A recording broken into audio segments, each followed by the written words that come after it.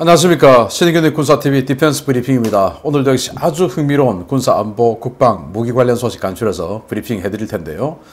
제가 며칠 전에 중국이 또 파키스탄이 같이 합동으로 JF-17 관련해서 조직적으로 거짓말을 했다가 들킨 거 알려드렸는데, 이거 그런데 컨티뉴 계속 또 하고 있습니다. 이제는 이라크까지, 또 그 외에 뭐 태국까지, 말레이시아까지 다 JF-17 산다고 뻥을 치고 있는데, 그 내용 한번 알려드리겠고요. 그리고 미 육군이 중국을 상대로 한 전면전 전쟁 연습에 돌입한 것 같습니다. 그런 정황이 사진 하나를 통해서 포착이 되는데 어떤 내용인지 보겠습니다. 지난 2017년부터 야전 교범 3-0 작전을 전면 수정하며 대규모 전면전 대비 체제로 급속하게 전환하고 있는 미 육군이 중국과의 지상 전투, 특히 전차전에 대비해 중국 전차 형상으로 제작된 표적을 제작하여 훈련 부대에 공급한 것으로 확인되었습니다. 중국의 현용 주력 전차인 99A형 전차를 모사한 모형 전차가 미국 아칸소주 도로에서 발견되었으며, 이는 미 육군이 중국 전차를 표적으로 삼아 훈련하기 시작한 것이라고 디펜스 블로그가 현지 시각 9월 27일 보도했습니다. 소셜 네트워크에 게재된 사진은 지난 8월 말 아칸소 모처이 도로에서 트레일러 위에 실린 채로 이동하는 전차 모형을 담고 있는데요. 이 전차는 영락없는 중국제 99A형 또는 96형 전차의 모습이어서 중국제 전차를 모사한 것이라는 평가가 쏟아졌습니다. 아칸소주에는 제퍼슨 카운티 인근의 파인 블러프 육군 병기창, 포트 채피 육군 훈련센터, 캠프 조셉 로빈슨 육군 훈련기지 등이 입주해 있는데요. 이 모형 전차는 포트 채피 또는 캠프 조셉 로빈슨 인근에서 촬영된 것으로 추정됩니다. 이들 기지는 미국이 대규모 전쟁 상황이 되었을 때 예비군과 주방위군을 소집해 실전 투입 전에 훈련을 실시하는 기지들인데요. 이곳에서 중국 전차 모형이 발견됐다는 것은 미 육군이 중국을 적으로 상정해 지상 전투를 준비하고 있다는 것을 의미합니다. 미국은 지난 16일 주한미군 2사단 포병대를 20여 년 만에 경기도 평택 캠프 험프리스에서 재가동하며 주한미군을 대규모 전면전에 대비한 4단 군단급 중심작전 제대로 재편하기 시작했는데요. 작심하고 중국을 적으로 규정하며 중국과의 전면전에도 대비하는 미국의 모습, 이 상황 속에서도 아직 신냉전 상황이 아니라는 정치인들과 소위 전문가들, 대체 무슨 생각인지 모르겠습니다. 99식 전차, 지금 현재 중국의 주력 전차죠. 그리고 그 99식 전차의 보급형이 96식 전차인데, 그렇게 생긴 형상의 뒷모습이 공개가 되었죠. 트레일러 위에 전차가 하나 탑재되어 있는데, 그건 뭐 아무리 봐도 진짜 전차는 아니고 그냥 판자로 만든 모형 전차로 보입니다. 그런데 이 모형 전차가 아무리 봐도 99식이나 96식 중국 전차의 뒷모습이다 라는 거 아니겠습니까? 그런데 과거 미국이 이런 전차전 훈련을 할 때 어떤 특정 국가를 특정할 수 없는, 그냥 이게 어느 나라 전차다라고 딱 집어 이야기하기 힘든 그런 전차 형상을 만들었어요. 보시다시피 그냥 뭐 차륜형 장갑차 위에다가 포탑, 이상한 포탑 한 개 얹어놓고 뭐 그런 모형을 보여줬는데, 이번에는 제대로 중국 전차를 모사를 했다. 이건 우리의 상대가 중국이다. 왜냐, 이 정도 실제 크기의 또 생긴 거 똑같은 모형이 있어야 거기다가 뭐 칼 구스타프나 뭐 이런 대전차 무기 갖다 대고 그래서 조준하는 연습 이런 거 해보지 않겠습니까? 그래서 또 파괴 훈련도 하는 것이고, 그래서 중국이 이제 본격적인 우리의 적이다. 그런데 여기 아칸소주에 있는 이 육군 부대들이 3개가 있는데, 그 중에 하나는 뭐 병기창이니까 보급부대니까 빼고 2개가 훈련소인데, 이 훈련소가 평시에 뭐하냐? 전시에 뭐하냐? 예비군들 불러서 훈련을 시켜서 전장으로 보내주는 역할을 해요. 그러면은 예비군들을 불러서 이 주방위군 플러스 예비군인데, 주방위군은 뭐 그래도 평시 준비되어 있는 그런 상비군, 준상비군이지만 예비군까지 불러서 훈련을 시켜야 될 정도면 이건 어마어마한 전쟁이죠. 최소 한국전 이상의 전쟁. 그러면은 바로 중국을 대비한 대규모 전쟁 아니냐. 왜냐, 미국은 냉전이 끝나고, 그러니까 소련하고의 경쟁이 끝나고 나서 걸프전 해보고 이라크전 해보고 아프가니스탄전 해보고 해보니까 미국의 상대가 그 어디에도 없다 라고 생각하고 부대를 완전히 여단 전투단 중심으로 재편했죠. 제가 데일리 디펜스 국방TV에서도 알려드린 바와 같이.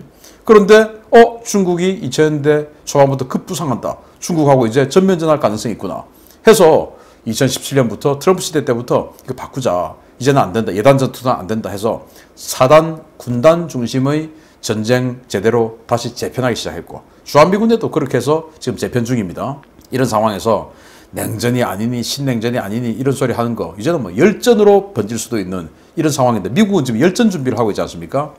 정말 우리 정치인들 그리고 전문가라고 주장하는 그런 전문가분들 정신 차리고 사태 똑바로 보고 우리 준비해 나가야 되겠다라는 생각이 듭니다. 두 번째입니다. 아르헨티나에 JF-17 12대를 팔았다는 가짜뉴스를 뿌렸다가 망신을 당했던 중국과 파키스탄이 이번에는 이라크를 거론하기 시작했습니다.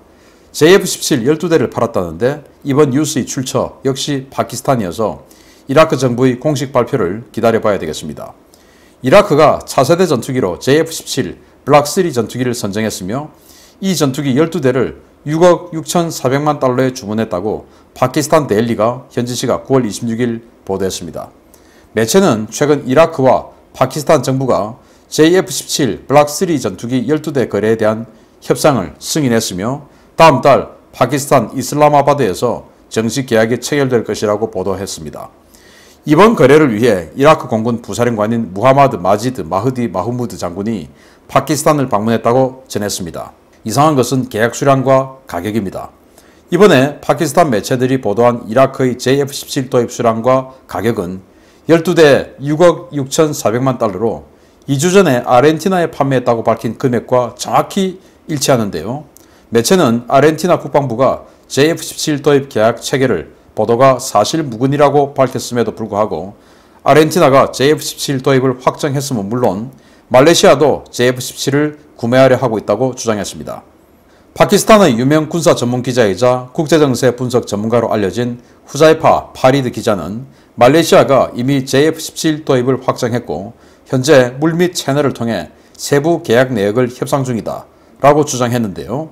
지난 8월 중국 전투기들의 말레이시아 영공 침범 후에 말레이시아 여론이 급격히 악화되었고 애초부터 JF-17은 엔진 문제 때문에 말레이시아 공군의 깊이 기종이었다는 점에서 이런 주장은 신빙성이 부족하다는 지적입니다.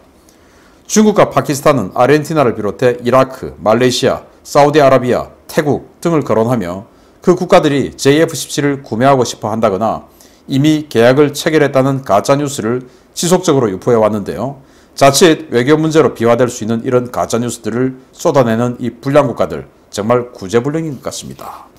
JF-17 아르헨티나의 12대 6억 6,400만 달러에 계약했다라고 했는데 아르헨티나 정부가 그런 일 없다라고 바로 그냥 뒤집어 버렸죠. 그래서 중국 파키스탄 영사관, 중국 대사관 이들이 거짓말한 거다라고 지금 밝혀지고 있는데 그런데 여기에 대해서 이라크까지 또 12대를 6억 6,400만 달러 어떻게 이렇게 똑같을 수가 있는지 그렇게 해서 구매하기로 했다. 그리고 뭐 며칠 후에 파키스탄의 수도 이슬라마바드에서 도장 찍는다 라고 지금 발표를 했습니다. 지금 그도 그럴 것이 이라크의 공군 부사령관이 파키스탄에 가서 거하게 대접을 받고 있다고 그래요. 그게 지금 이것 때문 아니냐라는 분석인데 뭐 대접받는 거하고 계약하는 거하고 또 별개의 문제인데 저는 여기서 좀 의심을 해봐야 될 게 아니 어떻게 아르헨티나의 12대에 6억 6,400만 달러 또 이라크의 12대 6억 6,400만 달러 이렇게 차로 잰 듯이 똑같을 수가 있습니까? 각 국가들마다 프로그램이란 게 다를 수가 있고 우리는 미사일을 몇 발 더 주세요. 또는 정비 인력을 우리는 뭐 정비 교육을 우리는 1년이 아니고 6개월만 해주세요. 이렇게 아주 조건이 다를 수가 있는데 이렇게 자를 잰 듯이 똑같다. 이 말은 그냥 어디서 잘못 뺏겨 적었다 라고 밖에 할 수 없는 것이죠. 그리고 더 나아가서 말레이시아도 JF-17 구매한다 라고 하는데 그게 또 저는 믿기 힘든 게 8월 달에 이 중국이 스트라이크 패키지 폭격기까지 구성해가지고 말레이시아 영공까지 쑥 들어갔습니다. 그래서 말레이시아 국민들이 지금 완전히 중국에게 분노를 하고 있는 상태예요.